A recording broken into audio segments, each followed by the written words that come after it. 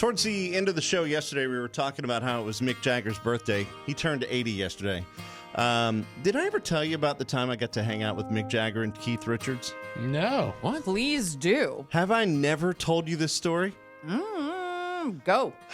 Okay, so right after my return from Guam, I was looking for jobs. And while waiting for a job, I was working as a bouncer / barback at this place called Shanahan's. And the Stones came through.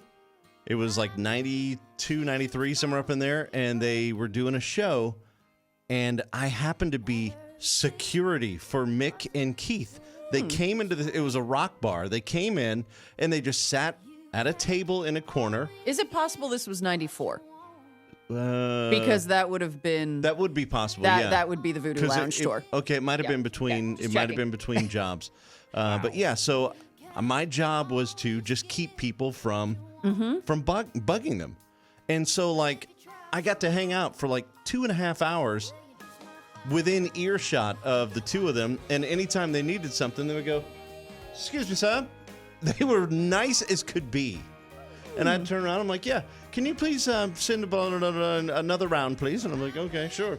"Hey, they need more beer," whatever. And they just sat there and talked and just hung out like... It's amazing. Like dudes. And I thought I told you that story. No, to be in the same breathing space as those legends. They were like super, super, super nice. And you prove they can always get what they want.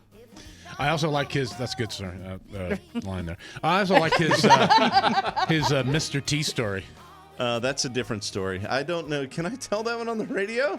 Oh, maybe I don't know the story. Because it was Mr. T and Kid Rock, and we were in a place, an adult establishment. Those are not two people I'd ever put together in the same period of time. It happened. Wow. Didn't have that on my bingo card. It happened. Long time ago. Was Mr. T wearing the chains?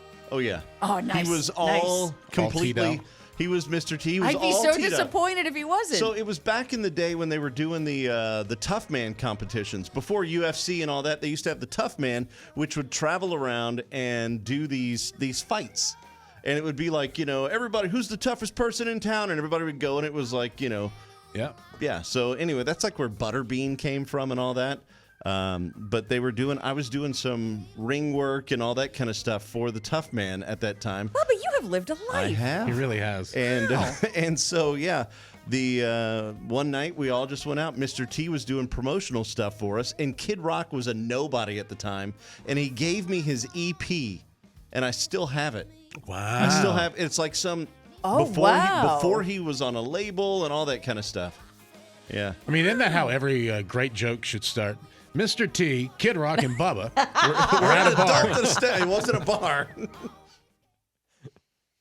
All right. Well, that was great. That was good. You did good. Thank you. I have no idea what it was because this is taped afterwards, but you were amazing, though. Thanks. Appreciate it.